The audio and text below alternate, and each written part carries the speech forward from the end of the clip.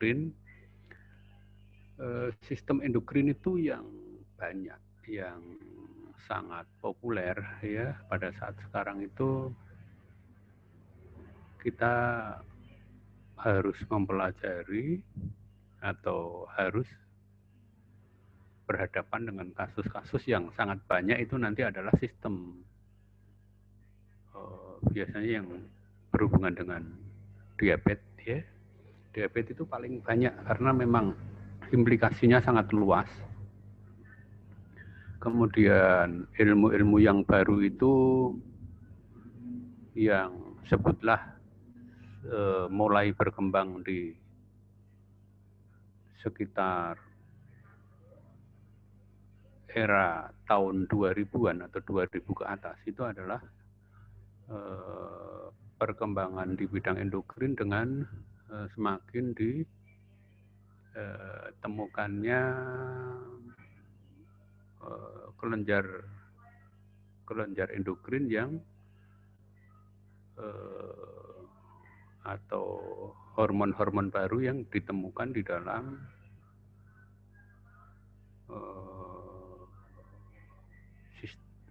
sel-sel adipos, jadi di dalam sel-sel lemak.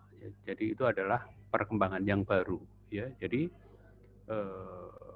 banyak sekali hormon-hormon yang baru ditemukan di era sebutlah sekitar tahun 2000-an, mungkin tahun 90 sekian sampai sekarang masih terus diteliti.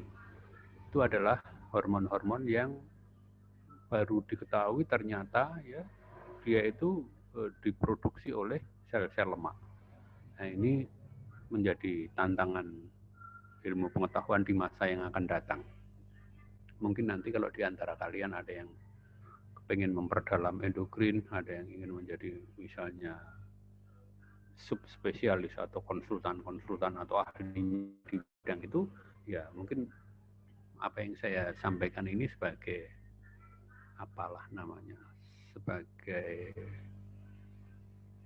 stimulus saja, anggap saja sebagai stimulus bahwa endokrin itu bukan hanya seperti yang kita kenal saat sekarang. Ya, endokrin yang kita kenal saat sekarang itu ya mungkin mengenai diabetes, mengenai tiroid, mengenai hormon-hormon apa itu reproduksi ya, FSH, LH gitu. Kemudian bukan hanya steroid ya, ini kita nanti juga akan belajar mengenai steroid. Ya, jadi ada sebenarnya endokrin ini sesuatu yang sangat dominan ketika kita mempelajari fisiologi dan patofisiologi endokrin atau metabolik ya. Jadi hormon-hormon ini terutama ya yang berhubungan dengan pengaturan kadar gula darah, yang berhubungan dengan kortikosteroid, yang berhubungan dengan pengaturan tekanan darah nanti akan sangat banyak ya. Coba kita mulai saja. Mohon Mbak ditampakkan supaya saya bisa, kalau biar kelihatan wajahnya. Ilham, kamu enggak kelihatan wajahnya ya? Ya, terus Naya kelihatan enggak? Jadi ditampakkan aja biar kita bisa. Malik, kamu kelihatan namanya enggak, kelihatan orangnya? Naya?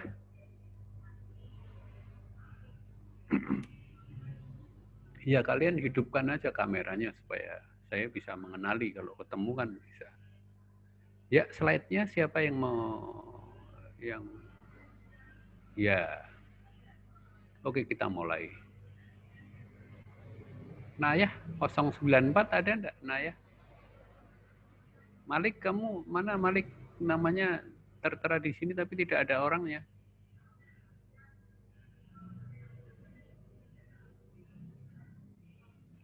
Ya, kita mulai saja lah ya.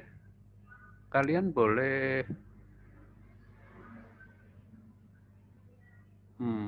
memotong pembicaraan saya. Yang penting asal memberitahu. Misalnya dengan menyampaikan mohon waktu, gitu boleh, atau mau tanya gitu boleh. Ya, jadi silahkan supaya tidak hanya saya aja yang berbicara terus. Ya, jadi sebenarnya saya lebih suka kalau kalian itu juga aktif. Ya. Supaya apa? Supaya kalian betul-betul bisa memahami pesan-pesan yang saya sampaikan. Atau saya juga bisa melihat atau merasakan responnya ketika kita berbicara. Gibran, kamu mana Gib?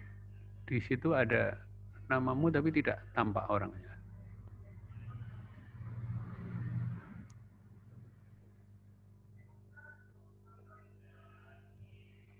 Iya, wes. Oke, sekarang saya mulai saja. Nah, ya itu kelihatan Malik. Ketua kelasnya siapa? Malik, ketua kelasmu siapa? Malik? Saya. Siapa? Saya. Enak sekali saya ketemu ketua kelasnya. Kamu beri tahu teman-temanmu kalau pertemuan begini aturan pertama itu adalah menghidupkan kamera, ya. Aturan pertama saya kira harus menghidupkan kamera. Kan kamu juga tidak enak kalau saya ngomongnya tidak saya hidupkan kamera, saya kan tidak enak. Ya, kan sebenarnya kalau begini saya kan bisa mematikan kamera, tapi kan jadi tidak enak toh kita sama. Jadi kamu beritahu, jadi supaya semua menghidupkan kamera. Jadi seperti ya mendekati kondisi ideal begitulah. Ya oke, 15 menit kita sudah kehilangan waktu, kita mulai saja. Jadi sistem endokrin ini merupakan salah satu dari sistem pengontrol tubuh manusia. Ya, karena kita tahu bahwa sistem pengontrol tubuh kita itu selain sistem endokrin melalui fungsi-fungsi hormonnya, itu ada sistem yang lain yang mengontrol kerja dari tubuh kita itu, yaitu yang kita kenal dengan sistem saraf. Ya, mudah-mudahan kalian sudah mempelajari sistem saraf itu ya. Komandannya itu ada di otak, ya. Kemudian ada saraf-saraf kranial, ada saraf-saraf perifer, ya, ada ya saraf-saraf yang lain lah ya, termasuk saraf-saraf yang ada di dalam tulang belakang itu ya. Jadi semua mengontrol kerjanya tubuh kita, ya, sistem saraf dan sistem endokrin. Nah, sistem endokrin ini tadi yang sedikit-sedikit sudah saya sebutkan, nanti kita akan lihat, ya. Nah, di antara sistem endokrin dan sistem saraf ini sebenarnya dia bukan sesuatu yang murni terpisah. Jadi mereka sebenarnya punya hubungan, itu artinya ya memang berhubungan, baik dia secara anatomis maupun berhubungan di dalam faalnya atau di dalam fungsi kerjanya. Nanti kita akan bisa melihat betapa ada hubungannya itu. Nah, kalau secara anatomis memang hubungannya keduanya itu hubungan dari baik sistem saraf pusat atau endokrin itu melalui hipotalamus, ya. Melalui hipotalamus. Yang lain coba dihidupkan kameranya. Kalau di sini kameranya yang tertera di sini kosong semua, saya kan seperti menghadapi ya, ada ini VDR, ya, Dinta Sekar ada, ya, dihidupkan aja kameranya, ya, biar kelihatan. Gibran ada, Gibran, ya, ya, supaya kelihatan. Ada Dinta Sekar ada, tapi hanya nama-nama tok ini ya. Ya, saya lanjutkan aja.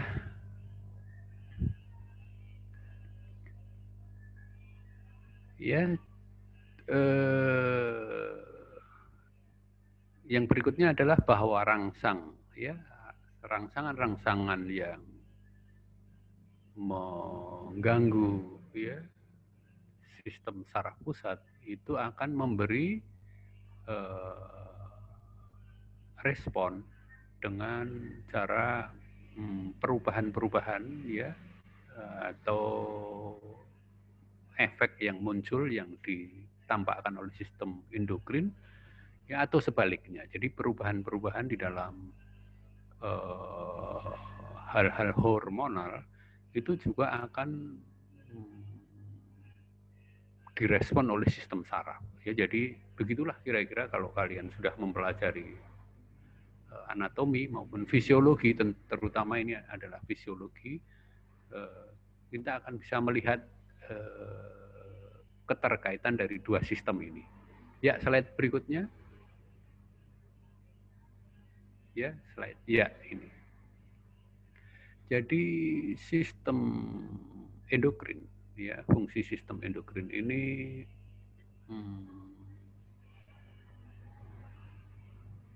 sangat banyak, ya. Ini adalah yang sudah diketahui, ya. Ini yang sudah sangat diketahui. Sebutlah ini yang yang di buku-buku lama, ya, yang di slide ini juga saya tampilkan. Di samping tentunya hormon-hormon yang lain, yang terutama hormon yang lain itu yang ditemukan setelah diketahuinya bahwa sel lemak di dalam tubuh kita itu bukan hanya suatu deposit lemak, tetapi dia adalah suatu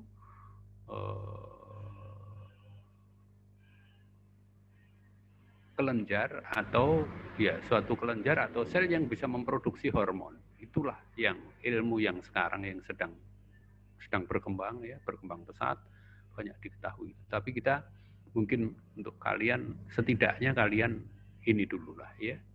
Jadi sistem endokrin itu terdiri dari kelenjar yang mensekresi hormon-hormon yang memelihara dan mengatur fungsi-fungsi vital tubuh kita.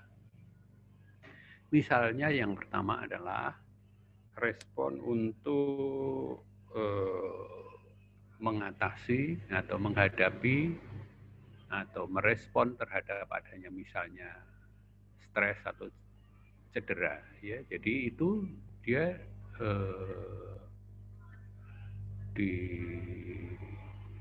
diatur oleh aksis dari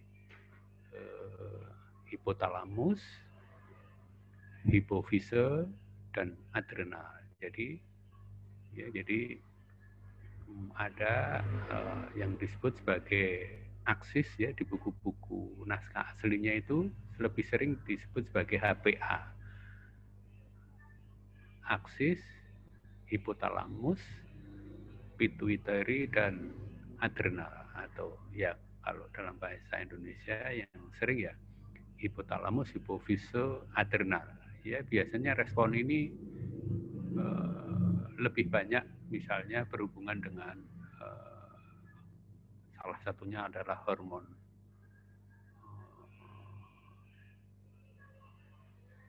steroid, ya, hormon steroid, kortisol, ya, itu salah satunya. Nanti ke belakang kita akan pelajari mungkin lebih detail, tetapi secara umum jadi gitu, ada respon terhadap stres atau cedera. Kemudian hormon-hormon yang mengatur tumbuh kembang, ya. Jadi ya, tumbuh kembang itu juga oleh aksis, ya, aksis hipotalamus, hipofisis, dan gonad, ya. Ya, nanti produknya atau bekerjanya dia melalui hormon pertumbuhan atau yang kita sebut sebagai growth hormone misalnya. Berikutnya yang lain lagi adalah homeostasis ion, ya, atau mungkin cairan lah, ya. Jadi homeostasis ion atau cairan ini dia juga diatur oleh, kita lihat di situ tulisannya aldosteron, dia akan mempengaruhi antidiuretik hormon, ya, Ya sebenarnya aldosteron itu kalau kita lihat ya dia ya di samping sesungguhnya ada pengendalian ion itu adalah termasuk karena antidiuretik hormon, berarti dia juga mengirit atau mempertahankan jumlah cairan di dalam tubuh supaya cairan itu tidak terlalu banyak hilang. Ya, caranya dia terutama adalah mengambil natrium. Ya, kita tahu bahwa natrium itu dia selalu diikuti oleh air. Ya, jadi garam itu selalu diikuti oleh air. Nah, dulu saya mengingatnya jembatan keledai saya itu adalah saya melihat sendiri. Jadi saya coba letakkan garam meja itu, garam dapur, garam yang rasanya asin itu, kalian bisa ikut coba itu. Ya, jadi ambil saja, misalnya enaknya itu di waktu sore atau malam, ambil sedikit, letakkan di atas meja atau di atas piring yang kaca, diletakkan aja. Nanti lihat pagi waktu bangun tidur ya, atau ya pagilah jam 7 atau jam 8 kapanpun pagi, lihat nanti di sekitar garam itu dia sudah ada akan basah air. Jadi itu saya terlepas, saya tidak tahu bagaimana atau saya lupa bagaimana reaksinya. Tapi saya lihat di sekitar garam itu basah. Dan memang secara teori itu ketika garam itu ditahan oleh tubuh, ya maka air itu akan juga tertahan. Ya.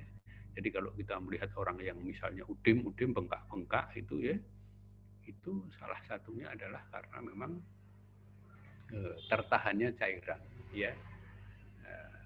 Tetapi ada banyak sebab kenapa cairan itu tertahan oleh tubuh ya, salah satunya sebabnya adalah karena ditahannya natrium oleh tubuh kita. Kemudian yang berikutnya, yang nomor 4.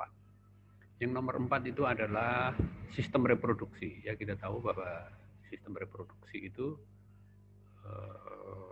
ya sama aksisnya, itu hampir sama aksisnya, dia adalah melalui hipotalamus, hipofisis ya, nanti kalau wanita ya ke ovarium ya, atau mungkin kalau laki-laki ke testis mungkin gitu ya, tapi itu adalah bentuk-bentuk dari hormon-hormon reproduksi ya. Jadi dia melalui aksis hipotalamus, hipofisis, kemudian gonad ya. Kemudian yang berikutnya metabolisme dari energi. Jadi ini semua sistem-sistem yang ini semua dikendalikan oleh sistem endokrin yang bekerja melalui hormon-hormon di dalam tubuh ya. Metabolisme energi ya, kita tahu salah satunya yang paling terkenal mungkin adalah yang pankreas itu ya, karena dia akan menghasilkan insulin ya. Kemudian yang juga tidak kalah ini ya adalah kelenjar tiroid ya. Juga hormon-hormon traktus gastrointestinal itu ada yang mempengaruhi yang mengatur metabolisme energi. Jadi bagaimana misalnya ambilan gula itu di dalam saluran cerna ya, yang nantinya gula itu dijadikan oleh tubuh untuk menjadi bahan pokok energi ya. Kemudian yang berikutnya adalah respon kekebalan tubuh. Ya, jadi tubuh kita itu ketika mendapatkan serangan dari luar, ada antigen masuk misalnya, tubuh kita itu akan mengaktifkan sistem kekebalan. Ya, baik kekebalan itu ada yang seluler, ada yang humoral, ya. Itu di dalamnya itu juga terlibat atau ya ada peran serta dari khususnya dalam hal ini adalah hormon-hormon kortisol ya, steroid juga. Steroid itu aksisnya adalah hipotalamus, hipofisis dan adrenal juga ya. Jadi banyak, nanti akan kita lihat. Ya, slide berikutnya. Slide berikutnya. Hasim kah? Malik kah kamu yang ini? Ya, slide berikutnya. Ya, ini juga. Sekarang kita berbicara lebih detail ya, lebih. Atau mungkin ada pertanyaan, boleh. Kalau mau ada pertanyaan, sampaikan aja, enggak apa-apa.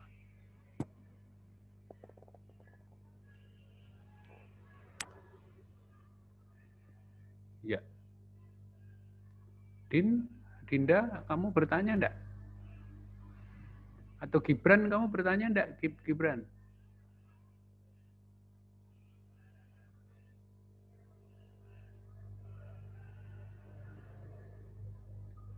Atau Yasinta, kamu tanya enggak?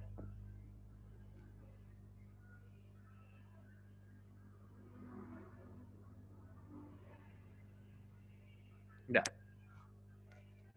Ya, kalau enggak saya lanjutkan aja. Sekarang kita bicara lebih khusus ya mengenai hormon yang mempunyai aksi kerja di dalam tubuh kita ya. Hormon itu adalah sesuatu yang disekresi oleh kelenjar sistem endokrin.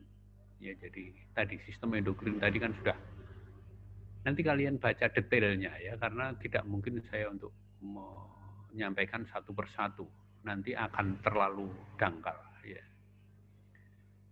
Hormon ini sesudah diproduksi ya, dia disekresi dalam konsentrasi yang sangat kecil ya, konsentrasinya itu sangat kecil tetapi pengaruhnya itu sangat besar ya. Jadi kalau kita tahu misalnya insulin itu konsentrasinya sangat kecil tapi pengaruhnya sangat besar. Atau mungkin tadi ya aldosteron misalnya, itu juga sangat kecil tetapi pengaruhnya sangat besar. Dan dia menyebabkan perubahan baik fisiologi dan biokimia di dalam sel ya, di dalam tubuh, terutama di dalam sel, dan nanti efeknya itu betul-betul kebanyakan bisa secara sistemik ya. Nah, hormon ini ada beberapa bentuk ya. Yang pertama misalnya atau yang digolongkan dalam golongan steroid dan tironin ya, dia larut di dalam lemak dan polipeptida ya, dan air ya, dan katekolamin ya, itu dia larut dalam air.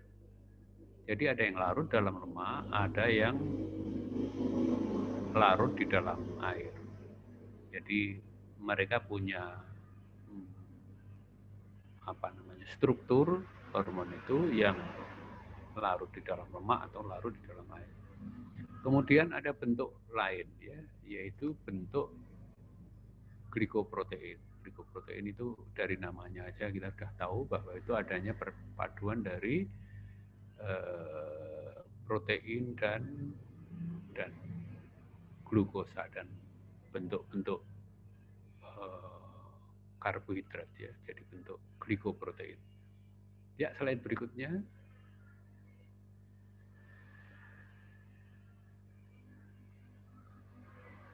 Slide. Ya, ini. Jadi kalau kita mau mencoba untuk memahami bagaimana mekanisme hormon-hormon itu bekerja ya,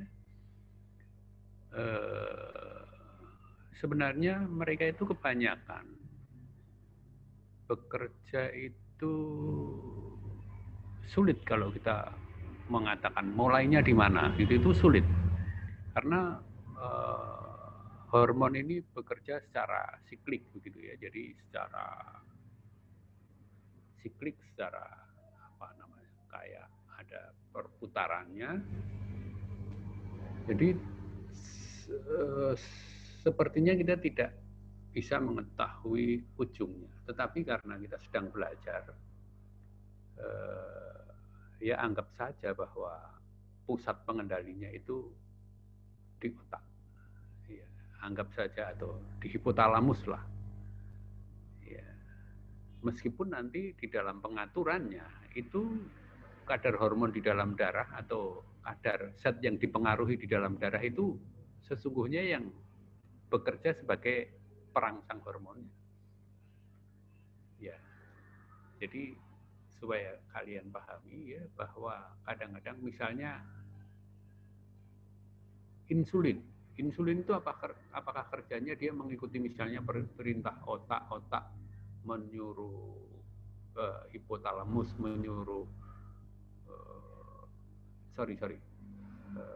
contohnya mungkin yang cocok bukan itu, yang cocok misalnya steroid misalnya ya, apakah hipotalamus menyuruh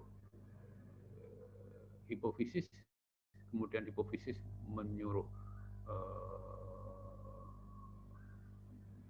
korteks adrenal untuk memproduksi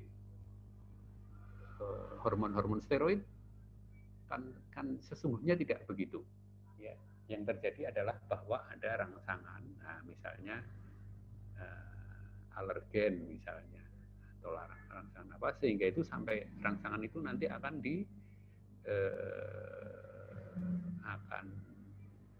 ketika rangsangan itu akan dideteksi oleh tubuh, nanti akan sampai ke otak, baru perintah-perintah itu akan muncul. Nah, akhirnya muncullah hormon itu. Jadi mekanisme kerjanya yang sesungguhnya kan begitu. Atau pengaturannya intinya itu memang siklik begitu ya. Jadi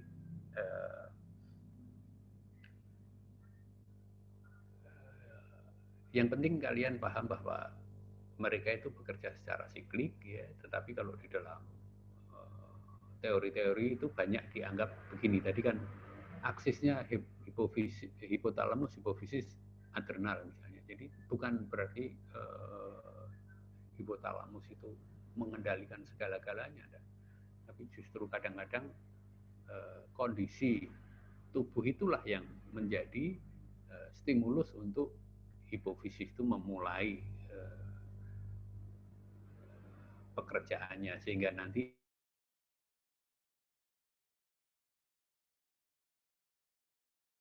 oke, kalian saya harapkan bisa paham ya. Dirangsang dari otak, mengaktifkan neuron di dalam nukleus hipotalamus ya, sehingga memicu pembentukan neurohormon. Ya, bisa berupa hormon pemacu atau bisa pula hormon penghambat. Ini adalah bergantung dari stimulusnya. Ya, kalau misalnya stimulusnya itu sesuatu yang sifatnya kok berlebihan, nanti yang akan muncul mungkin hormon-hormon yang atau ya hormon-hormon yang menghambat, yang sifatnya menghambat. Jadi perintahnya akan menghambat.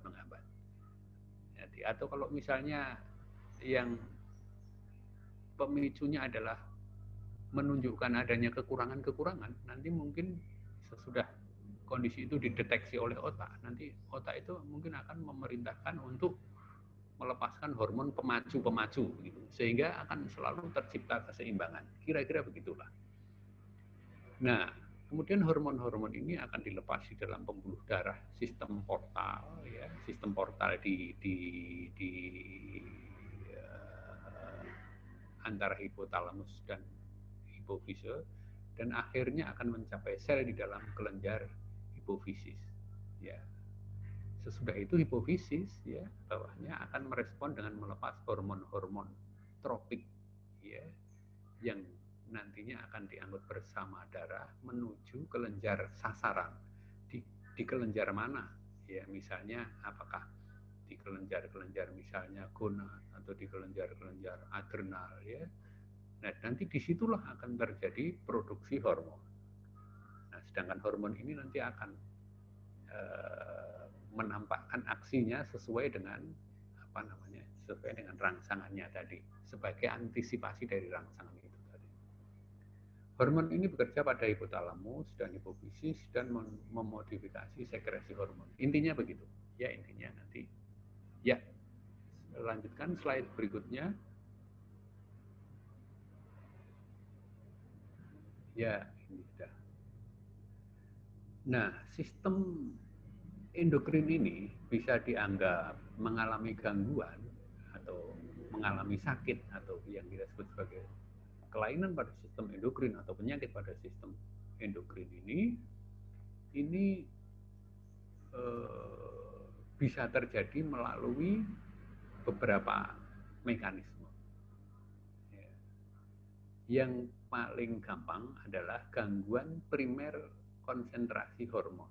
Kalau kita melihat ini gangguan primer konsentrasi hormon, itu berarti bahwa kita melihat hormonnya ini mungkin bisa saja dia kekurangan, ya, atau dia kelebihan. Nah, itu misalnya gitu. Atau yang nomor 2, gangguan primer pada reseptor dan pasca reseptor. Artinya apa? Sesungguhnya pada yang nomor 2 ini,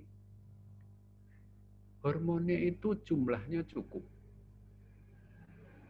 mutunya baik, dia bisa berfungsi normal, dia bisa merangsang secara normal. Tetapi, nah ini ada tetapi,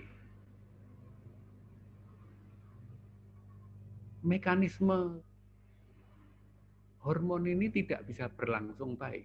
Karena apa? Karena ketika hormon ini bekerja, dia menempel kepada reseptor, ternyata reseptornya ini tidak terangsang oleh adanya hormon itu. Jadi reseptor itu tidak berespon sebagaimana mestinya. Ini misalnya, kalau contoh ini misalnya yang gampang itu pada diabetes, karena saya yakin kalian sudah tahu bahwa diabetes itu awal kejadiannya itu adalah apa yang disebut sebagai apa, Mbak Esa?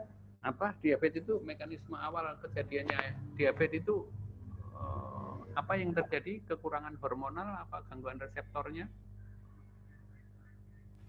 Terjadi gangguan pada hormon, dok. Apa namanya itu? Apa namanya? Atau Malik yang kelihatan aja. Hormon insulin, dok. Apa? Kekurangan hormon insulin. Bukan. Ya Mbak Yasita, kamu mungkin tahu? Berarti kalian belum baca. Artinya ya mungkin sudah baca tapi belum paham. Yasinta tahu mekanisme awal terjadinya diabetes itu apa? Kekurangan hormon insulin atau gangguan pada reseptornya? Gibran, kamu ngerti enggak, Gib? Mbak Yasinta ngerti? Atau pernah dengar? Atau pernah baca? Mestinya harusnya sudah, karena kita sedang bicara ini. Yuk, apa Mbak Yasinta? Boleh? Belum, dok. Oh, belum. Ya. Parah, kamu parah ya? Ora, dudu parah ya. Yuk, kamu enggak kelihatan loh. Ya. Apa pada diabetes itu pada Iya, awal? dokter. Pada diabetes itu yang awal apa yang terjadi? Kekurangan hormonnya insulin atau gangguan pada reseptornya? Masuk kamu segitu? Di antara 100 ini ada yang sudah baca? Silahkan kalau sudah baca, jawab aja boleh. Sukarela saja, tidak usah yang hanya kelihatan ini. Yang di belakang yang tidak kelihatan.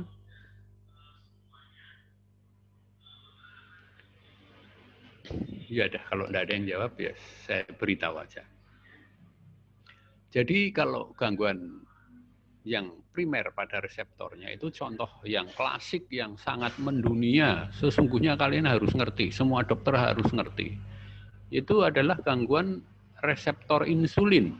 Ya, awal terjadinya diabetes itu adalah namanya suatu resistensi insulin.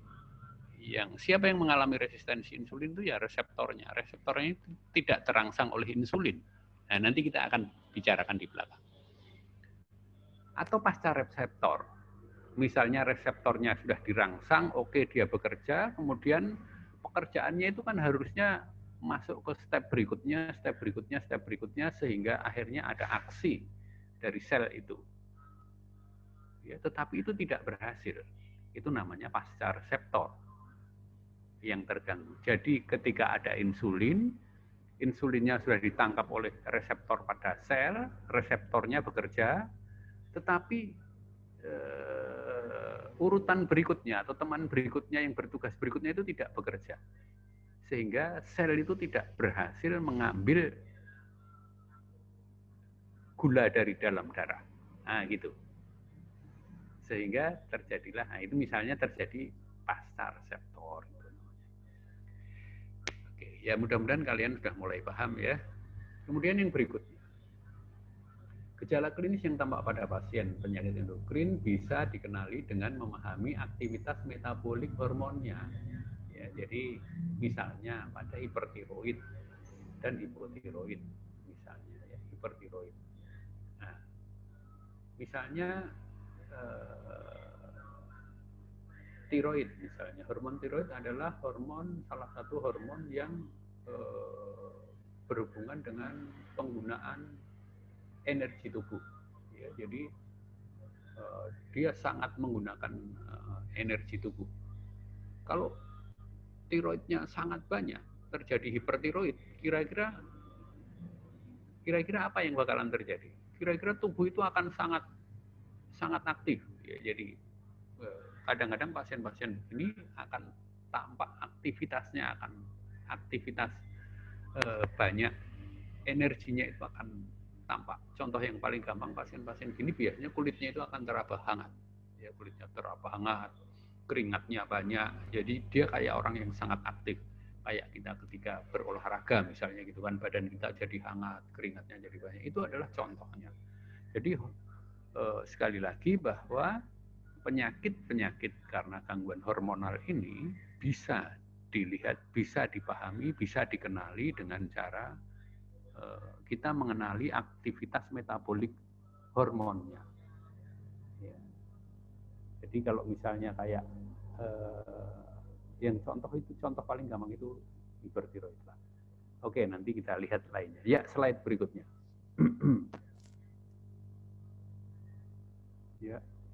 Ya, slide.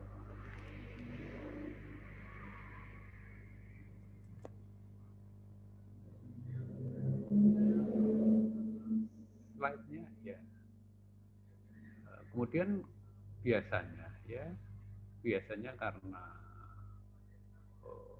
kita ini dokter itu ujung-ujungnya kan inginnya atau selama ini dikenal bahwa dokter ya ujung-ujungnya sesudah mendiagnosis kita melakukan upaya-upaya terapeutik atau gampangnya pengobatan lah gitu. Ya, jadi pengobatan dari penyakit endokrin ini biasanya didasarkan pada perubahan produksi hormon. Yang paling gampang tadi ya, karena ya kalau hormonnya misalnya kurang ya nanti bagaimana supaya menjadi normal. Bisa saja misalnya dirangsang produksinya supaya produksinya meningkat, misalnya ya orang-orang yang misalnya insulinnya itu dianggap kurang, dikasih obat-obat yang merangsang produksi insulin misalnya gitu. Atau kalau misalnya produksinya berlebihan, misalnya orang yang hipertiroid misalnya, ya diberi obat dengan obat itu diharapkan kadar tiroidnya di dalam darah itu menjadi normal misalnya. Bila produksinya kurang, diterapi dengan menambahkan hormon tersebut ya, atau merangsang produksinya. Contohnya pada diabetes ya, pada hipotiroid ya, tinggal beri aja hormon tiroid misalnya begitu. Nah, kalau produksinya berlebih ya, bisa saja misalnya dengan operasi ya. Kelenjar itu diambil ya, misalnya itu yang paling gampang secara teori. Atau diambil itu bisa seluruhnya. Kalau diambil seluruhnya nanti konsekuensinya kita harus memberi substitusi. Ya, misalnya hormon tiroidnya ada keganasan, kanker misalnya. Sehingga produksi hormon tiroidnya berlebihan. Ya udah dioperasi, diambil semua. Kelenjar tiroidnya diambil semua. Risikonya pasien itu menjadi tidak bisa memproduksi hormon tiroid. Ya, kemudian akal kita ya diberi aja tiroid dari luar, dari obat-obat yang mengandung hormon tiroid diberikan. Namanya substitusi. Atau mungkin bisa aja diambil tidak semua supaya masih bisa menghasilkan. Nah, penekanan pembentukan hormon bisa dilakukan pula dengan obat-obatan. Misalnya ditekan dengan obat-obatan supaya produksinya tidak berlebihan. Nah, misalnya ini yang paling contoh adalah misalnya penggunaan obat-obat yang bertujuan untuk KB misalnya, misal estrogen dan progesteron diberikan untuk menghambat gonadotropin hipofisis yang akan menekan fungsi ovarium dan ovulasi sehingga pasiennya tidak hamil misalnya gitu. Jadi ini yang sangat populer obat KB misalnya gitu ya. Ya, slide berikutnya. Atau mau ada yang mau tanya boleh silahkan. Farah mau tanya enggak? Farah? Belum, dokter. Belum. Gibran kamu tanya enggak, Gib? Belum, dokter. Mbak Yasinta tanya enggak? Mau tanya, dok, tapi nggak Ya, tahu gitu, sudah tanya masuk aja. ini atau belum ya, dok. Kan Gimana? kalau perdarahan itu kan saya ada tutorial, dok, itu ada perdarahan yang berlebih. Nah, salah satu terapinya itu diberi estrogen, padahal kan yang menyebabkan perdarahan itu estrogennya. Itu kenapa diterapinya dengan estrogen ya, dok? Oh, iya. Nanti itu sebenarnya pertanyaannya mungkin lebih tepat disampaikan ke teman sejawat dari Opskin karena dia yang memahami. Tetapi memang bisa gitu. Jadi ketika kita menemukan wanita-wanita dengan perdarahan yang tidak normal, itu obat-obat gampangnya itu dengan obat KB aja bisa, karena obat KB itu salah satunya di dalamnya ada estrogen. Ya, jadi dulu waktu saya di puskesmas sering kali ketemu pasien gitu, kasih aja obat KB, dia akan sembuh. Ya, jadi ya tapi jangan dibilang obat KB gitu sama pasiennya, nanti dia komplain kok malah dikai obat KB gitu. Tapi obat-obat itu bisa memperbaiki. Mungkin itu salah satunya adalah dia seperti mengerem ya, kalau saya tidak salah, dengan diberikan gitu itu mungkin ada sinyal yang ke otak ya. Tapi nanti coba ditanya ya, sinyal yang ke otak itu yang menyatakan bahwa kok kadarnya udah tinggi, nanti diharapkan itu hipotalamus akan memberi perintah untuk ngerem gitu, supaya nanti akhirnya produknya jadi kecil gitu ya. Tapi nanti coba ditanyakan ke teman sejawat dokter Opskin yang memakai obat itu ya, karena saya tidak terlalu paham. Tapi bisa, mekanisme itu bisa. Jadi justru diberi aja, dengan diberi itu nanti jumlah atau kadarnya di dalam darah itu akan jadi sangat lebih. Itu nanti otak akan mensinyal, dia akan mendapat informasi bahwa kadarnya di perifer itu tinggi. Dia perintahkan stop, itu nanti akan produknya akan menjadi turun. Ada mekanisme yang seperti itu. Nanti coba, tapi intinya tanyakan ke teman dari Opskin ya, karena itu pasti kasus Opskin itu ya? Ya, dokter. Ya, oke. Saya tidak sangat paham. Ya, oke, itu saya suka. Artinya kamu bertanya, itu menunjukkan kamu memperhatikan. Ya, slide berikutnya. Terima kasih, dok. Ya, sama-sama. Slide berikutnya. Jadi, ya. Ini mungkin slide-nya agak mencelat. Ini sebenarnya yang ini harus sudah di atas sana tadi. Ya, wis enggak apa-apa. Dilewati aja yang slide ini. Yuk, berikutnya.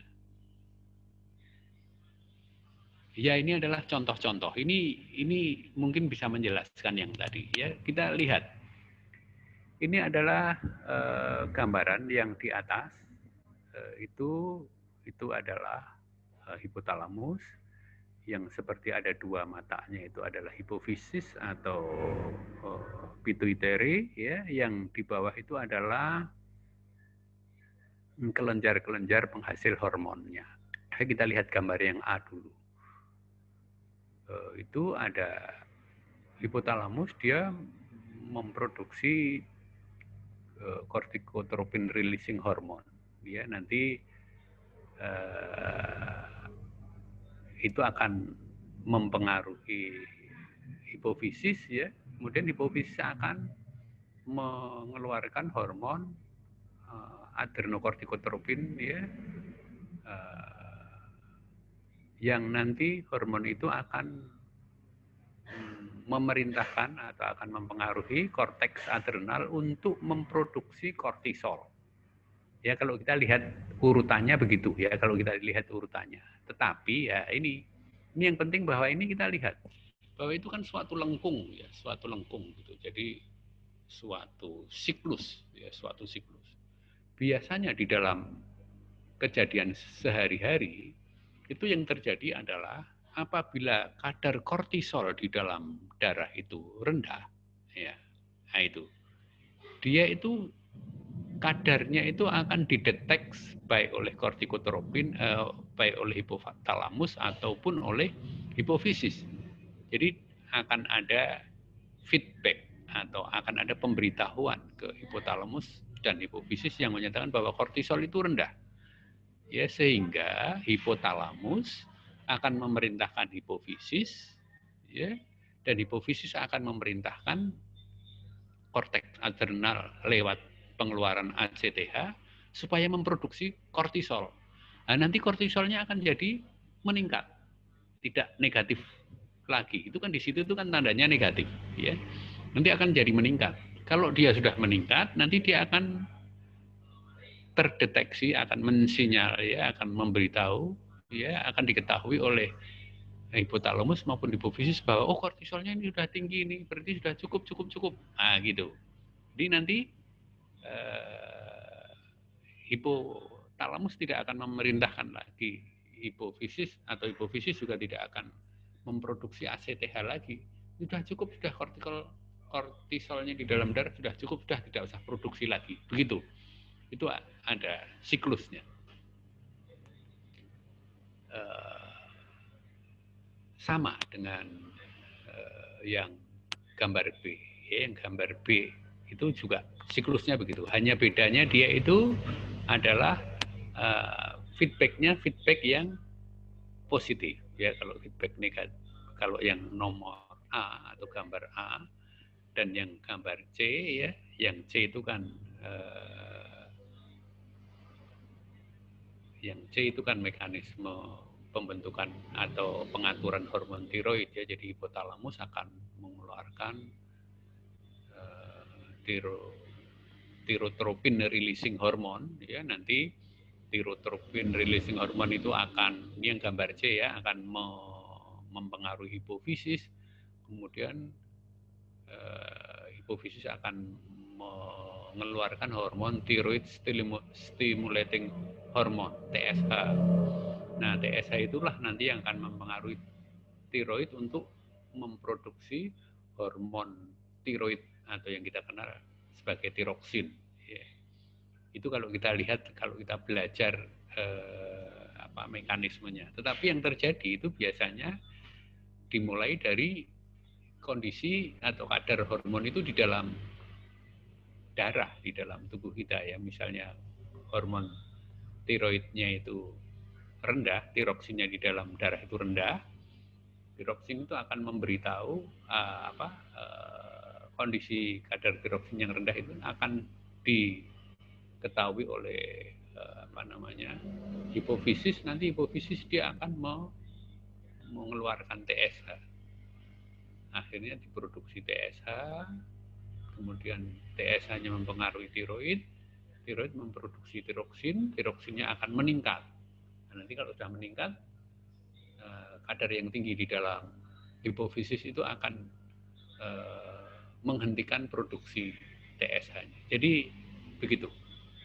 Ya samalah intinya. Tapi kalau yang tengah, yang B ini kita lihat bahwa lengkungnya itu feedback-nya adalah positif. Jadi ketika FSH dan LH itu dibentuk, nanti dia akan mempengaruhi ovarium, estradiol itu akan terus meningkat sampai misalnya saat-saat tertentu bahwa akan dihentikan ya, misalnya pada saat menstruasi itu baru akan terjadi ini sikliknya ya, siklusnya begitu. Pada saat menstruasi misalnya akan terjadi perubahan-perubahan. Ya, slide berikutnya.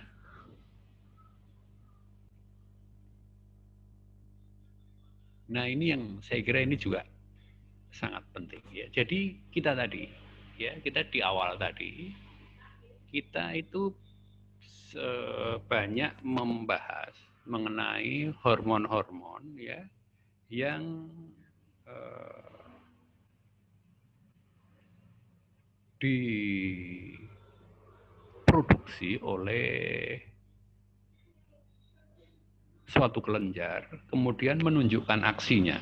Ya, jadi ada suatu kelenjar menghasilkan suatu hormon, ya, kemudian hormon itu menunjukkan aksinya atau dia bekerja sesuai dengan mekanisme kerjanya.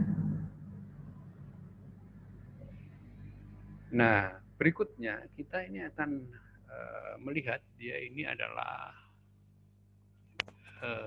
suatu mekanisme pengaturan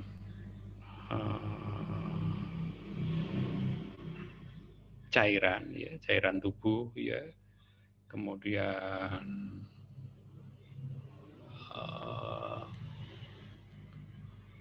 intinya ini yang tadi adalah saya sampaikan di depan, ini adalah pengaturan ya. Kamu lihat ini elektrolit ya, cairan ini ada natrium, kita lihat di tengah itu ya, yang di tengah itu ada ya, yang di aparatus juxtaglomeruler ginjal itu ya, itu di bawah ada elektrolit. Dalam hal ini yang jelas adalah adanya natrium ya.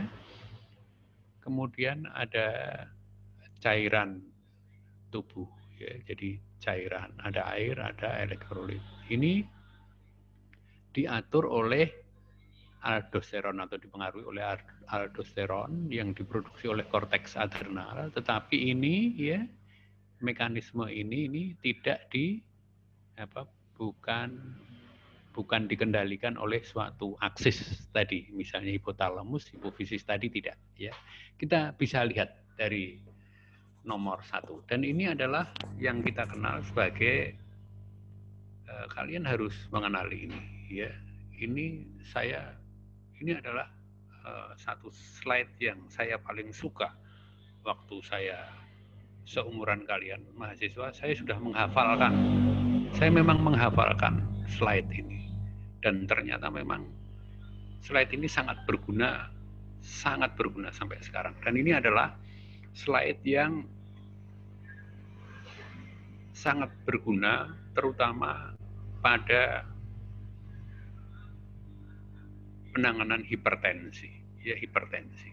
Nanti ada yang belakang diabetes, nah ini hipertensi, karena dua-duanya itu menjadi hal yang penting yang akan sangat banyak dijumpai. Ya, tetapi ini karena ini suatu siklik juga. Jadi dimulai oleh nomor 1 ya, nanti kita lihat panahnya itu akan ke arah kanan ya, kalau kita mengikuti gambar di laptop ini ke arah kanan, nanti sampai di pojok bawah dia akan ke kiri lagi, akhirnya sampai nomor 2 ya. Jadi itu siklik juga sebenarnya. Jadi ada stimulasi, ada stimulan, ada rangsangan yang berupa nomor 1 adalah penurunan ekstraseluler fluid atau cairan ekstraseluler. Jadi ada penurunan cairan ekstraseluler. Misalnya orang yang banyak muntah, orang yang kurang minum, ya itu namanya dia cairan ekstraselulernya itu kurang. Ada penurunan tekanan arteri. Penurunan tekanan arteri itu kita kenal sebagai penurunan tekanan darah. Ya, tekanan darah yang turun. ada perangsangan saraf norepinefrin, ya, dan ada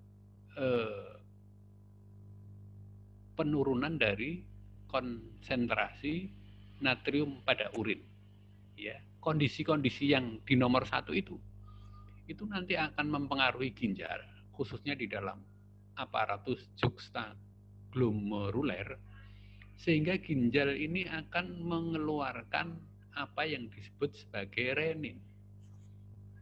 Renin inilah nanti, renin ini kan salah satu produk dari ginjal itu, ya.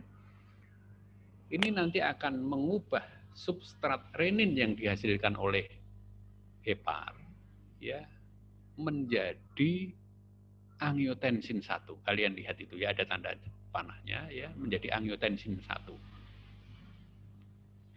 Kemudian oleh enzim pengubah pada paru, ini adalah suatu enzim, ya, yang kita kenal sebagai ACE, angiotensin converting enzyme, ya. Jadi enzim pengubah angiotensin. Angiotensin 1 dirubah menjadi angiotensin 2. Ya, jadi enzim pengubah itu disebut sebagai ACE, ya. Makanya nanti untuk menghambat kerjanya ACE ini, obatnya adalah golongan ACE inhibitor. Nah, angiotensin 1 ini diubah menjadi angiotensin 2, inilah yang mempengaruhi korteks adrenal untuk memproduksi aldosteron. Kalian ikuti itu, kemudian aldosteron inilah yang akan mempengaruhi aparatus juxtaglomeruler pada ginjal untuk menahan natrium, meretensi natrium. Tadi rumusnya, ketika natrium itu ditahan, maka air akan ikut tertahan, sehingga akan terjadi peningkatan cairan ekstraseluler, ya. Sehingga dengan begitu, ya, meningkatnya cairan ekstraseluler ini akan mempengaruhi ginjal untuk menghambat produksi reninnya. Nah, ini kita lihat, ini kan suatu siklusnya. Jadi manakala ada suatu stimulan, ya, nomor 1, nanti akhirnya akan menyebabkan respon berikutnya yang panahnya ke kanan itu sampai ke aldosteron, sampai akhirnya cairan tubuh itu akan meningkat sehingga akan terinhibisi ginjal itu sehingga dia tidak memproduksi renin. Ya. Kalian tahu bahwa peningkatan cairan ekstra seluler ini berarti pula bahwa itu akan meningkatkan, ya, di dalam kotak pertama nomor 1 itu, ya. Jadi yang tadinya cairan ekstrasel jadi turun jadi naik, tekanan darah, ya, yang tadinya rendah akan jadi naik. Ya, inilah yang salah satu mekanisme terjadinya hipertensi. Ya, kalau kita coba sekarang mundur, ya, dari nomor 2, yang nomor 2 yang, ya, jadi yang peningkatan cairan ekstraseluler itu artinya adalah dia itu sama dalam satu kotak itu, akan tekanan darah akan meningkat, ya. Kemudian natrium akan ditahan di dalam ginjal, ya. Makanya ini sebagai awalan saja, ya. Makanya orang melihat mekanisme kerja ini, orang kemudian berpikir kalau siklus ini salah satu ujungnya adalah terjadinya peningkatan tekanan darah, atau kalau kita balik bahwa tekanan darah itu terjadi manakala ginjal itu memproduksi renin yang dalam jumlah yang banyak, ya. Ketika enzim ACE bekerja, ya, ketika korteks adrenal bekerja membuat aldosteron, ya, itu adalah semua, atau bahkan kalau kita melihat di sini di nomor 2 itu ketika adanya peningkatan cairan ekstraseluler. itu semua terjadi hipertensi. Ya, saya ulang dari belakang ya, dari nomor 2 kita lihat ya, adanya peningkatan ekstraseluler dan retensi natrium atau retensi cairan itu ujungnya menjadi hipertensi. Adanya produk aldosteron itu jadi hipertensi. Adanya angiotensin 2 hipertensi. Adanya enzim pengubah itu ujungnya semua hipertensi. Dengan begini ya, termasuk di dalam kotak itu adanya perangsangan saraf. Ya, jadi perangsangan saraf. Ini adalah semua hal yang bisa menjadikan hipertensi. Sehingga nanti ketika kalian belajar di hipertensi, ya, manusia itu dengan menggunakan akalnya akan mengintervensi hipertensi itu supaya tekanan darahnya turun itu lewat titik-titik ini semua. Melalui membuang, ya, nomor 1 ini bisa membuang peningkatan cairan ekstraseluler, dibuang airnya, diberi obat supaya airnya keluar. Obatnya apa itu? Namanya obat yang bekerja begitu, namanya apa? Apa Malik? Obat yang bekerjanya begitu? Yang apa tadi, Dok? Yang membuang cairan tubuh, yang orang bisa kencing-kencing itu? Diuretik, Dok. Obatnya diuretik. Ya, nomor 1. Nanti kamu lihat obat-obat hipertensi. Kemudian aldosteron. Aldosteron itu supaya dia fungsinya meretensi natrium itu diganggu, ya, diberikan obat yang mengganggu atau yang bekerja sebaliknya atau anti aldosteron. Apa kalian tahu? Enggak ya, belum tahu. Enggak apa-apa. Nanti kalian pelajari.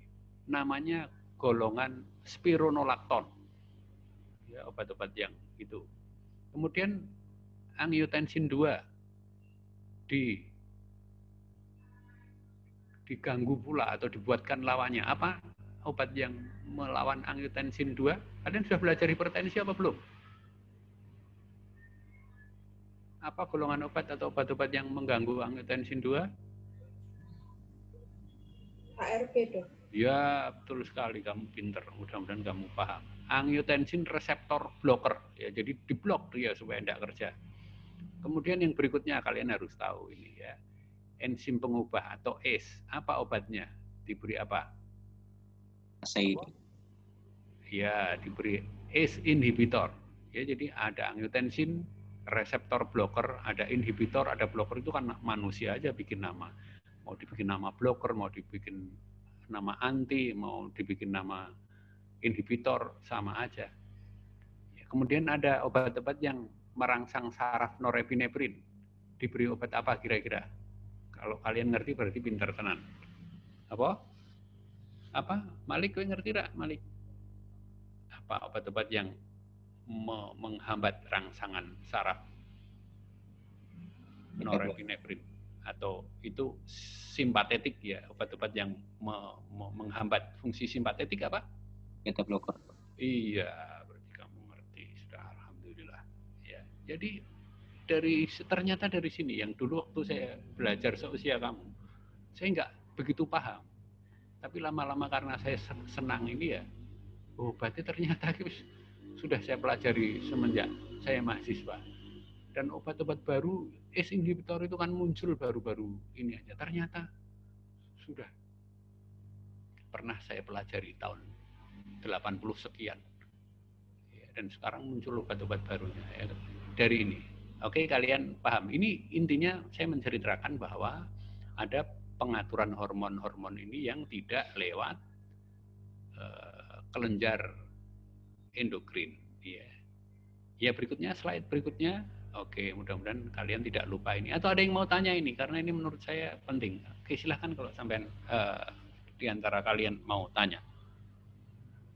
Gibran, kamu tanya enggak, Gib?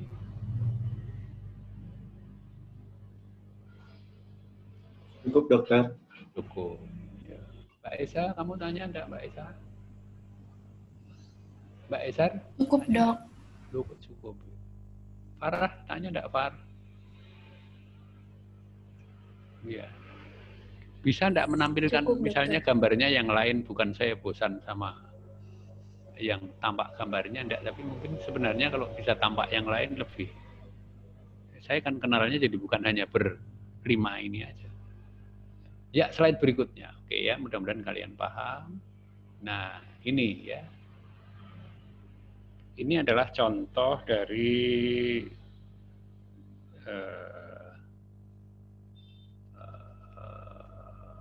hormon-hormon yang dihasilkan oleh hormon yang dihasilkan oleh kerja suatu organ ya. Ini misalnya sel beta. Ini sama juga.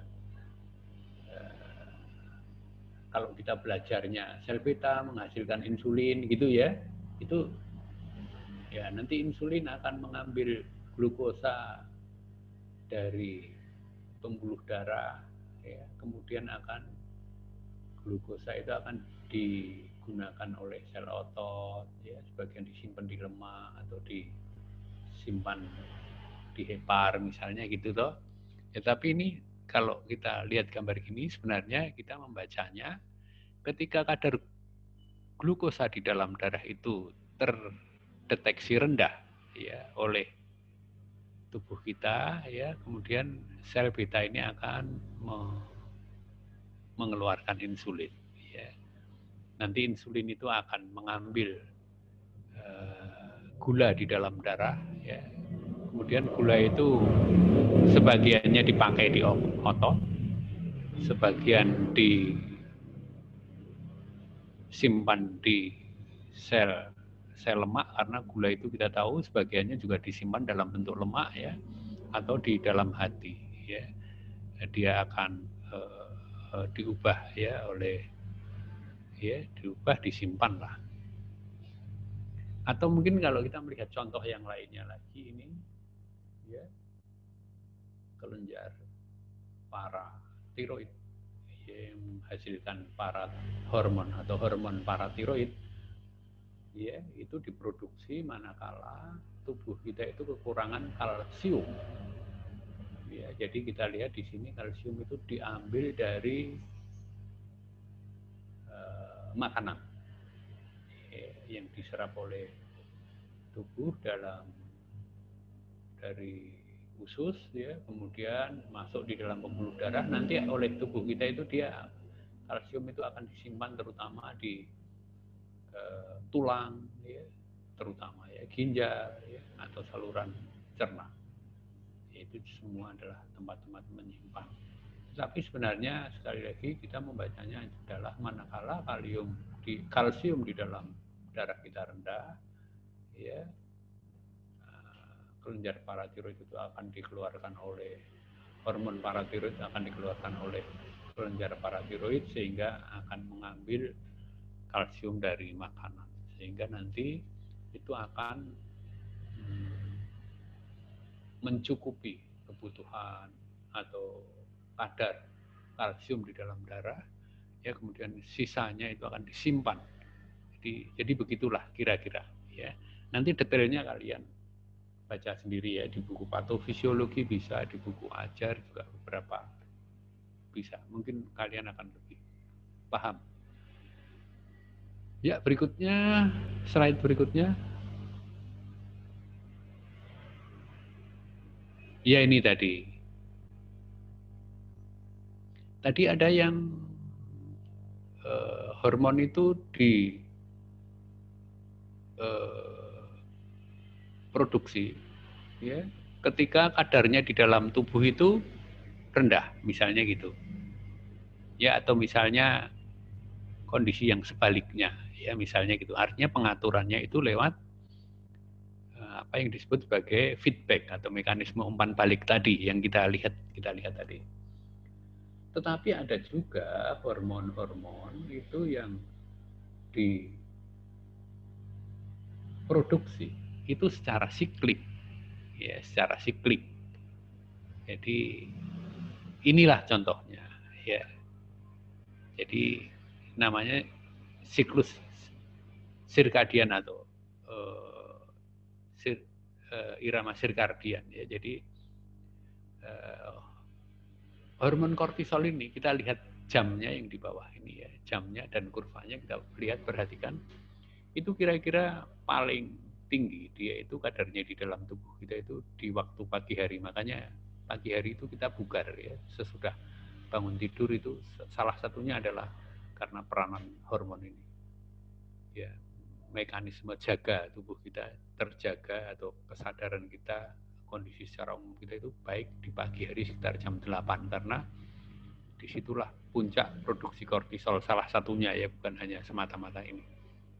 Kemudian makin siang makin turun dan turun sampai level paling rendah itu kalau lihat grafik ini sih ya mungkin jam 12 malam ya. Tapi ada yang atau nanti mungkin kalian akan bisa juga baca di buku lain yang menyatakan dini hari. Dini hari itu ya mungkin jam-jam mungkin jam 2 atau setengah 3 di saat-saat itulah levelnya itu terendah, level kortisol.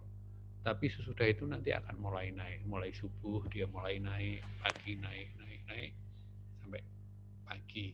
Ini bentuk pengaturan yang lain ya. Jadi ada yang diatur oleh kadar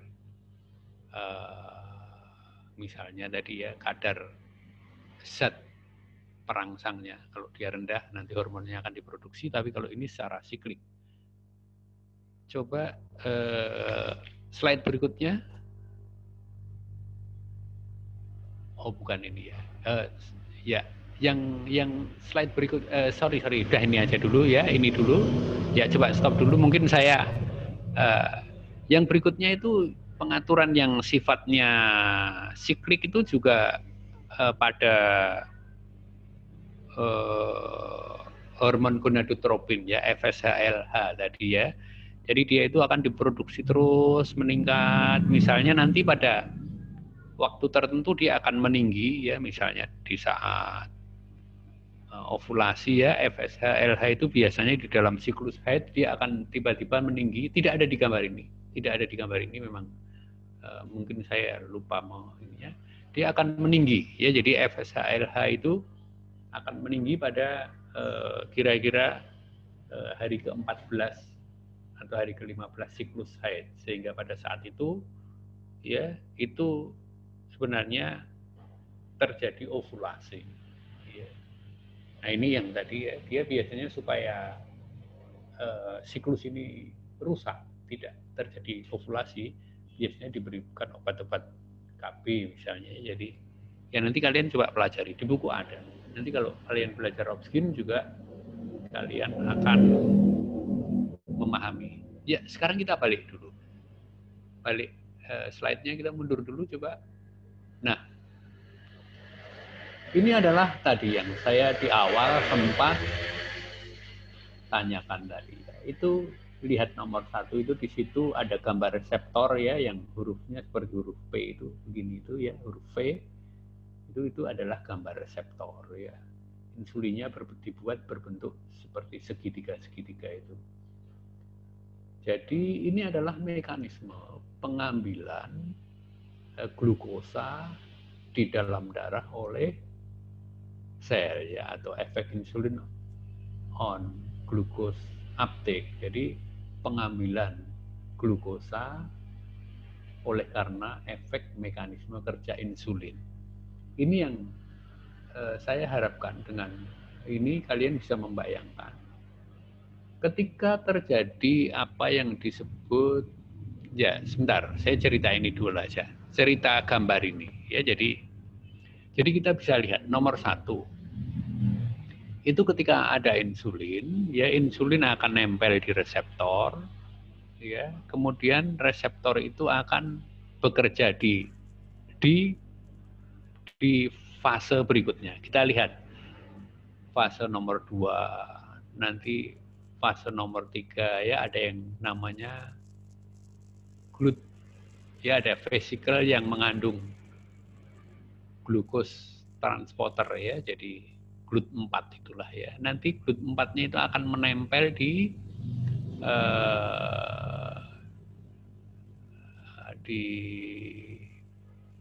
dinding sel ya, di dinding sel untuk membuka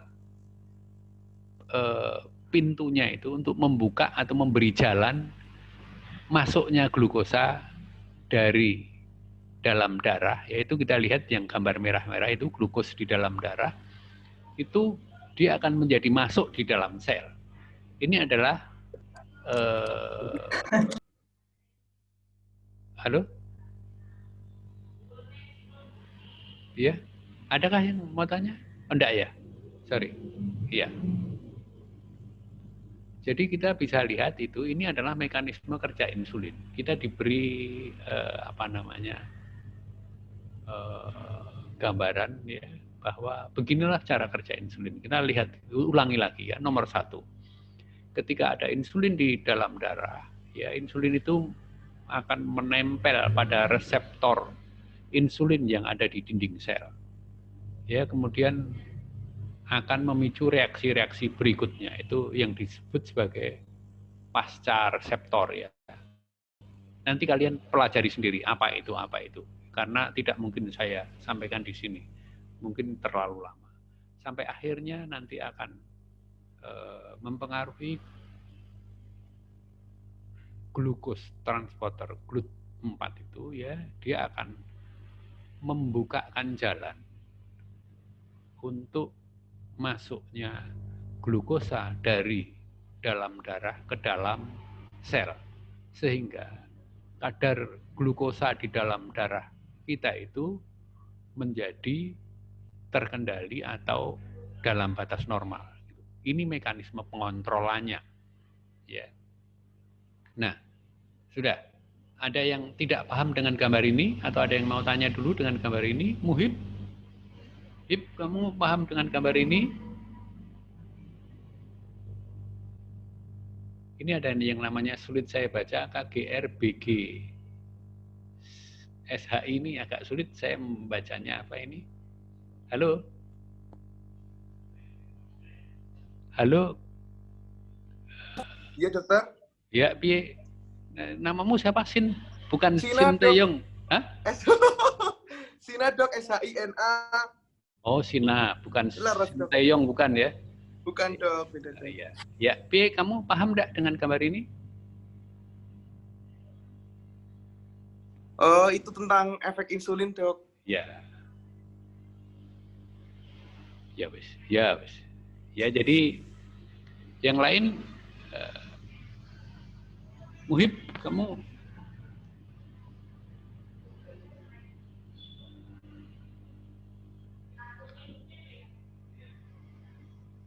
iyalah, ya oke.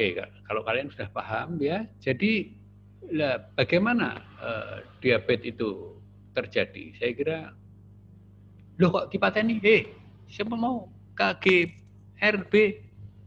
Oh jadi pateni ya, aturan kita. Kalian itu kalau gini jangan mematikan kamera, saya kan tidak bisa melihat.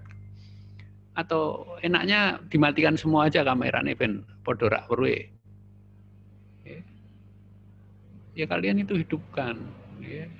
Menurut saya kalau namanya tidak etis lah, tidak melanggar hukum. Kamu kalau mematikan kamera itu tidak melanggar hukum, tapi nilai tertinggi dokter itu kan ada di etikanya. Kalau kamu mematikan itu ya tak kandani wae, itu tidak etis gitu.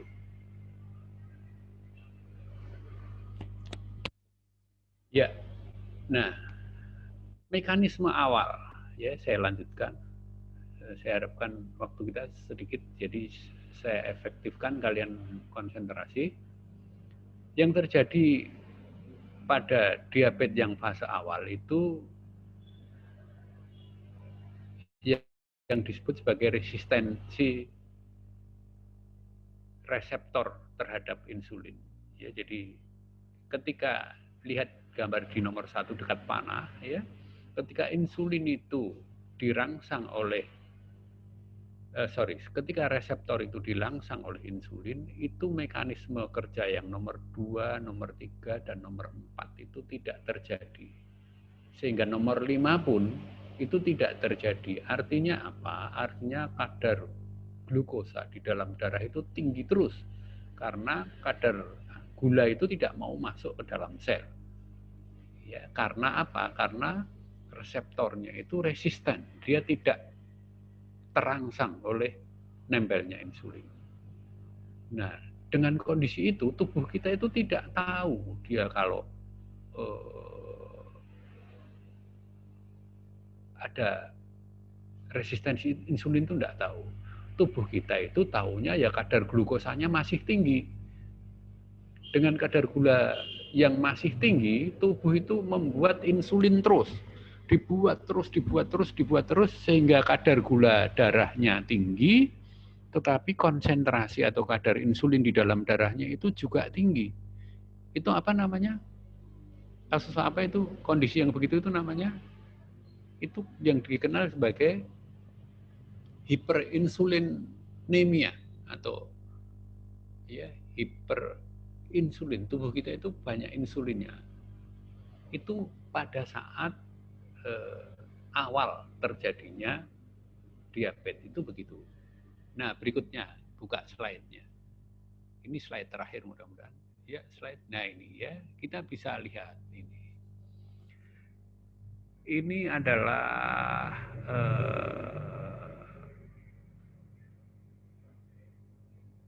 sayangnya ini ada, iyalah, saya coba untuk ini aja. Sebisanya aja lah ya. Jadi kita lihat angka tahunnya, coba kita lihat angka tahun. Jadi onset terjadinya diabetes yang merah di bawah itu ya, itu dianggap 0 tahun. Jadi kalau seseorang itu diketahui, ya, seseorang diketahui dia sakit, ya, itu berarti dia itu sudah jauh sebelumnya sudah mengalami gangguan. Ya, sekarang kita lihat ada yang namanya prediabetes. Kita lihat yang di kiri atas, di slide itu kiri atas. Itu adalah kita lihat bahwa pada kondisi prediabetes itu kadar gula darah, ya, itu kita lihat itu pada saat yang oranye, gambar yang oranye itu kan kadar gula darah pasca makan ya, post meal atau post prandial, sesudah makan. Itu kita lihat dia itu kadarnya itu mulai naik itu ya. Jadi mulai di awal itu sebelum menyentuh garis 125, garis yang hitam di angka 125, antara 100 sampai 50 itu, jadi dia naik terus sampai ketika terjadi onset diabetes. Itu kita lihat bahwa baik kadar gula darah saat puasa yang merah maupun kadar gula darah post prandial atau sesudah makannya itu semua sudah ada di garis di atas nilai normal. Ya, itu kita lihat. Artinya apa? Bahwa kadar gula darah ini, kalau kita lihat ya, kadar gula darah yang tinggi, ketika kita memeriksa pasien kadar gula darah yang tinggi, itu sesungguhnya bukan saat dia mulai diabetes, ya. Itu yang penting kalian ketahui. Saat terjadinya diabetes, dia adalah kira-kira atau prosesnya kira-kira itu sudah berlangsung. Kita lihat itu, kalau lihat gambar ini, kira-kira ya 10 tahun lah sebelum onset itu muncul.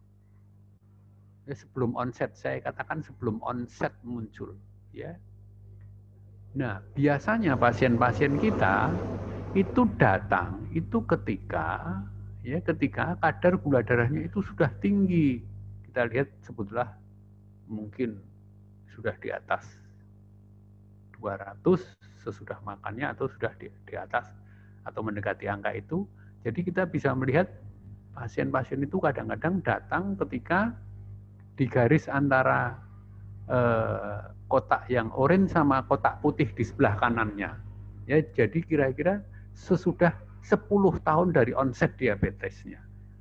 Karena itu baru muncul gejala-gejalanya, pasiennya baru datang. Jadi kalau kita melihat gambaran ini, itu sesungguhnya pasien diabetes, saya ingin mengatakan, pasien diabetes yang datang ke kita dengan kadar gula darah yang tinggi, apalagi dengan gambaran-gambaran komplikasi, itu berarti pasien-pasien itu sudah sangat terlambat.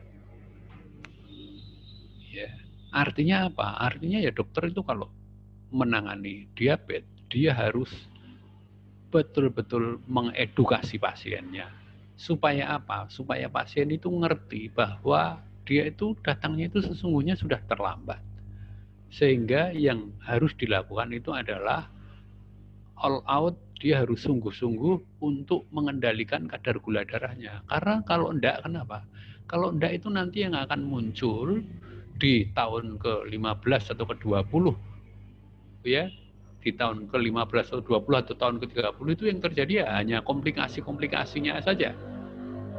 Karena kita lihat ya, yang penting kalian lihat di level insulinnya, level insulin. Tidak usah baca inkretin dulu. Saya menunda, tidak saya katakan tidak kita bahas inkretinnya karena mungkin tidak cukup waktunya. Kita lihat insulin level atau grafik yang berwarna biru, ya. Jadi ketika kita kembali ke sisi kiri, ya, ketika kadar gula darah itu mulai naik, kita lihat, ya, itu insulin juga mulai naik. Ya, insulin resisten itu insulinnya mulai naik. Ya, kemudian sampai batas tertentu kita lihat persimpangan antara insulin level, ya, coba panahnya kamu bisa arahkan, persimpangan antara insulin level dengan garis angka 100 itu, garis hitam angka 100 itu. Coba panahnya kamu arahkan, Mbak. Coba, Mbak. Oh, sini ya. Iya, inilah. Ya, jadi kita bisa lihat ini adalah tanda, atau kita bisa melihat bahwa itu insulin resistennya itu sebenarnya yang biru muda itu sebenarnya tidak ke sana, ya. Yang kalian perhatikan itu yang insulin level, ya. Kalau di daerah yang biru, sholat mau terus sholat geger. Yang di sisi kiri, ya, yang di sisi kiri kamu lihat bahwa insulin itu meninggi. Mat, kamu, ya wes, ya wes, ya, kita lihat yang di gambar yang biru di sisi kiri, ya. Kamu perhatikan insulin level, ya, jangan yang insulin resisten, ya, jangan yang insulin resisten. Insulin resisten itu manakala insulin levelnya itu meninggi, gambarnya kayak gunung itu, ya, meninggi itu namanya insulin resisten. Nanti lama-lama kalau sudah berlangsung sampai di tahun ke-0 itu, ya, insulin itu sudah mulai turun-turun. Sampai kira-kira tahun ke-10 lagi atau itu di tahun, ya, itu insulin sudah, sel beta sudah kepayahan namanya. Sel beta sudah tidak bisa memproduksi insulin, sehingga kadar insulinnya itu sudah kita lihat itu sudah makin turun, dia sudah di bawah angka 100, ya, sudah sangat turun. Sedangkan kadar glukosanya kamu bisa lihat kadar glukosanya naik terus. Itulah yang disebut sebagai kegagalan dari insulin. Ada yang mau tanya ini? Masih sekitar 3 menit mengenai grafik ini. Kalau kalian belum paham, boleh tanya. Iya, Mbak Jacinta mau tanya? Atau tadi siapa? Silakan. Ya, dokter. Kamu jangan melihat insulin resisten, ya, yang biru muda itu salah, ya. Ini saya kebetulan salah, saya mengambil gambarnya kok yang salah, ya. Lihatnya insulin level aja, yang biru tua. Ya, jadi kalau dia sedang bentuknya seperti gunung itu namanya insulin resisten itu. Ya, tapi kalau udah mulai turun, melembah turun sampai di bawah garis hitam itu memang itu sel beta sudah exhaust, dia sudah kepayahan. Di awalnya antara minus 15 tahun sampai 0 tahun sampai onset diabetes itu sel betanya bekerja keras, dia memproduksi insulin dalam jumlah yang banyak pada kondisi pre-diabetes, ya. Itu yang namanya hiperinsulin. Ya, insulinnya tinggi, sangat tinggi. Ya, sampai nanti mulai di onset diabetes itu insulinnya akan turun sampai kita lihat di tahun ke-30 itu hampir habis, tubuh sudah tidak bisa bikin insulin. Ya, kadang-kadang orang pada saat-saat insulin sudah turun gitu, ya betul-betul aja sih menambahkan insulin dari luar, ya. Tapi ada ide, ada gagasan kenapa insulin itu tidak diberikan dari awal supaya sel betanya tidak kepayahan, tidak gagal gitu. Silakan, masih ada 1 atau 2 menit, kalau ada yang tanya boleh. Malik mau tanya, Malik? Sedikit pertanyaan, Dok. Tapi Ya, banyak. bahas yang tadi. Ya. Jadi kan ada beberapa kondisi keganasan akibat hipersekresi hormon, Dok. Itu Ya. kalau secara ringkasnya gimana ya, Dok? Ya, jadi gini. Ya, itu di luar konteks yang kita bicarakan ini, ya. Nah, jadi misalnya sekresi hormon berlebihan karena keganasan, ya. Yang saya tadi contohkan adalah misalnya seseorang punya pembesaran kelenjar gondok, dia secara klinis yang muncul itu adalah tanda-tanda hipertiroid. Orang gemeter, matanya melotot, berat badannya turun, dia tampak hiper. Secara klinis tanda-tandanya itu hipertiroid. Tapi pada keadaan begitu, itu tidak bisa kita memberikan obat-obat anti tiroid, tidak bisa. Karena apa? Karena bahwa hipertiroidnya itu akibat dari adanya keganasan pada tiroidnya. Yang keganasan pada tiroid itu kan sel tiroidnya itu seolah-olah menjadi tumbuh banyak, padahal dia itu sel kanker, tetapi menghasilkan hormon tiroid. Sehingga terapinya ya bukan diberikan obat-obat anti tiroid, terapinya ya harus diambil itu sel-sel keganasannya, atau gampangnya ya harus dioperasi. Ya, ini pekerjaan dari teman-teman sejawat kita ahli bedah tumor. Dia akan mengoperasi, dia akan mempertimbangkan. Tadi saya katakan bisa diambil semua, ambil semua. Tapi kan nanti masalahnya tubuh kita jadi tidak punya kelenjar tiroid, tidak mempunyai hormon tiroksin. Ya, tidak apa-apa. Nanti diberi aja tiroksin, namanya substitusi, diganti dari luar, diberi minum. Tapi dia harus minum seumur hidup. Ya, kalau memang itu sel-selnya ganas, dia tidak bisa ditinggal. Karena kalau ditinggal nanti jangan-jangan banyak lagi. Nah, itu pertimbangannya dokter.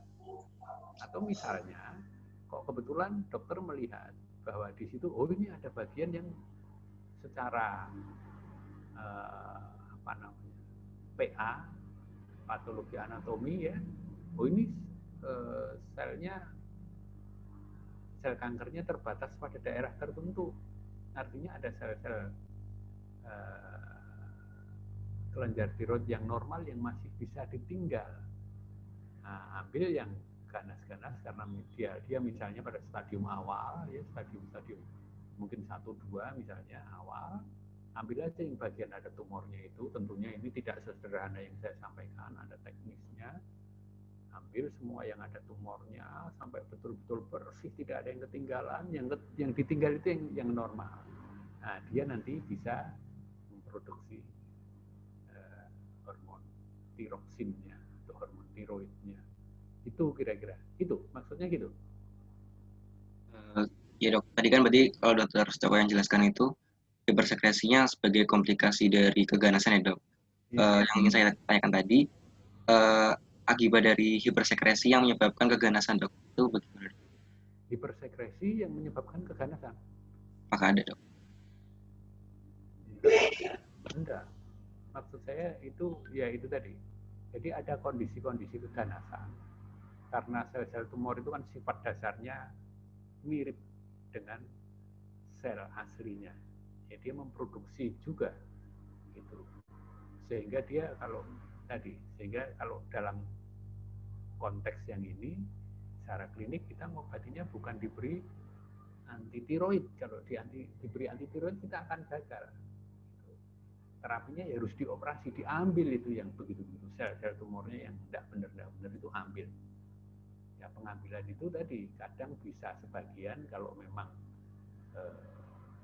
tumornya itu masih sedikit ya stadiumnya mungkin awal 1 atau 2 biasanya. Tapi kalau dia sudah lanjut stadium 3 atau 4 kadang-kadang itu harus di total diambil semua sel-sel. Konsekuensinya nanti tidak bisa menghasilkan hormon tiroid. Bisa menghasilkan tiroksin, ya tidak apa-apa. Tiroksinnya diberi dari luar, namanya substitusi. Gitu. Itu yang maksud saya tadi. Oke, kita kelihatannya sudah molor 5 menit ya. Oke, berarti terpaksa saya akhiri. Kalau ada pertanyaan boleh di sesi yang akan datang. Mohon maaf karena kemarin saya tidak bisa, jadi diganti hari ini. Sebenarnya saya berharap bisa tapi rupanya saya sampai rumah sudah terlambat, ya udah ganti sekarang. Itu sekali lagi mohon maaf, terima kasih. Kita akhiri ya. Assalamualaikum warahmatullahi wabarakatuh. Waalaikumsalam warahmatullahi wabarakatuh. Terima kasih dokter. Ya, Terima kasih dokter. Pamit saja ya. Pamit sama-sama ya. Terima kasih dokter. Sama-sama.